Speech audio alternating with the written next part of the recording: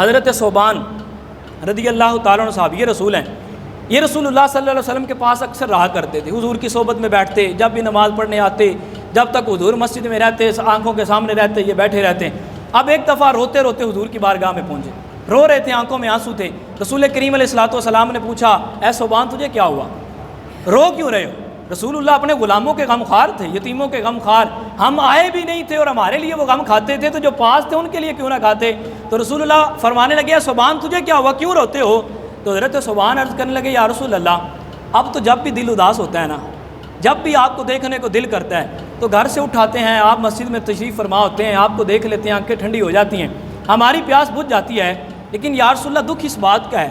رونا اس بات پہ آ رہا ہے کہ جب آپ اس دنیا سے چلے جائیں گے، ہم بھی چلے جائیں گے، آپ جنت میں تشریف لے جائیں گے اور نبیوں کا مقام جو ہے وہ ہم سے بہت بلند و بالا ہوگا، آپ جنت میں ہوں گے، آپ کے وسیلے سے، آپ کے صدقے سے، آپ کی شفاعت سے جنت تو ہمیں بھی مل جانی ہے، لیکن دکھ اس بات کا ہے کہ جب ہم جنت میں جائیں گے نا تو آپ کا تو بلند مرتبہ ہوگا،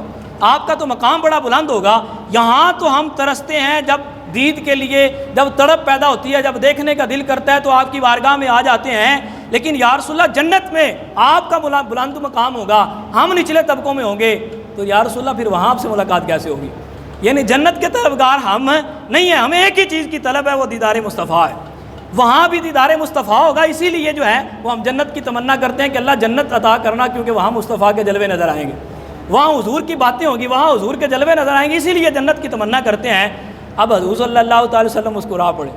مسکرا کے فرمانے لگے، صوبان ابھی میرے پاس جبریل آئے ہیں، جبریل نے آ کے مجھ سے کہا کہ جو انبیاء کے ساتھ محبت کرتا ہے، صدیقین کے ساتھ محبت کرتا ہے، جو صالحین کے ساتھ محبت کرتا ہے، شہداء کے ساتھ محبت کرتا ہے، اللہ تبارک و تعالیٰ کل قیامت کے دن جنت کے اندر اللہ تبارک و تعالیٰ محبت کرنے والوں کو انہی کے ساتھ رکھے گا،